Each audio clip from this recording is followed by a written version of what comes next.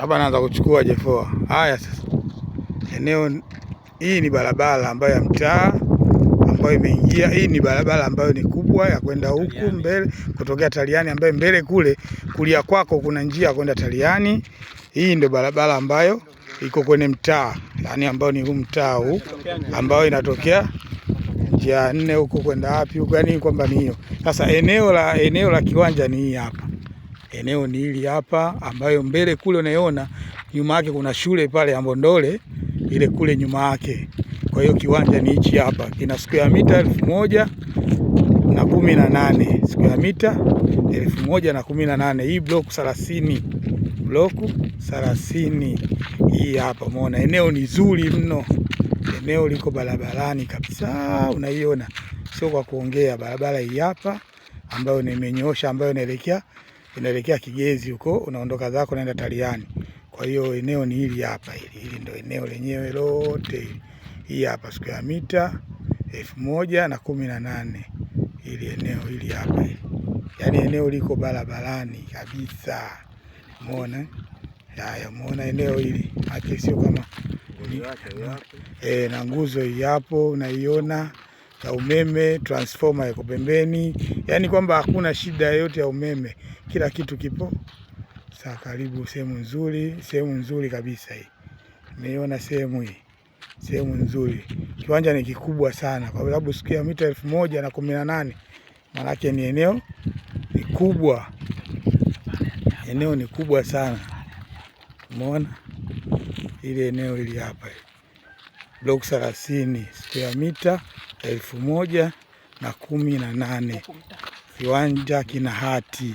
Umeona, na pale mbele unapaona pembeni yake kuna mtaa mwingine ule kule ule ambao unashuka chini.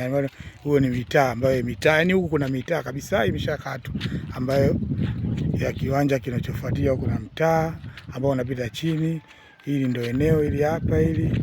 Nadhani unaliona square mita 1018. Eneo hili hapa zuri sana. Umeona? Tena eneo hili hapa nakwambia ni kubwa. Unaona, yani hapa hichi kiwanja kinapakana na hilo banda. Umeona banda hilo? Hilo banda hilo ndio linapakana na hichi kiwanja. Hii square mita 1018.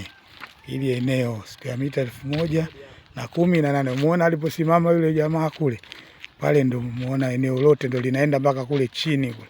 Linaenda chini, linazunguka huko, linazunguka hizo nguzo za umeme unazoziona nyuma yake. Kwa hiyo limeenda mpaka kule karibu na transformer kule. Hii yote eneo hili ndio hili hapa. Square mita 1018 ambayo nyuma yake kule kwa nyuma kabisa kwenye nyumba yenye bati jekundu kushoto kwake kuna shule ya Mbondole.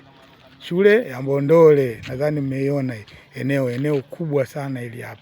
Square mita 1018. Eneo ni tambalale, eneo ni barabara ambayo yani iliko barabarani kabisa. Yani eneo ni hot cake kusema ukweli. Barabara hiyo unaona inaenda huko ndio inaelekea Kigezi, inaelekea Taliani. Mbona barabara hiyo inaendea Taliani?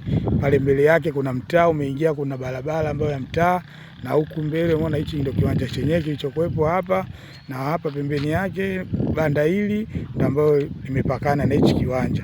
Kwa pembeni huku kushoto kwako ndo mtaa umenyoosha umeelekea nao mbele huko, ambapo mbele naye kuna mtaa mwingine umeingia.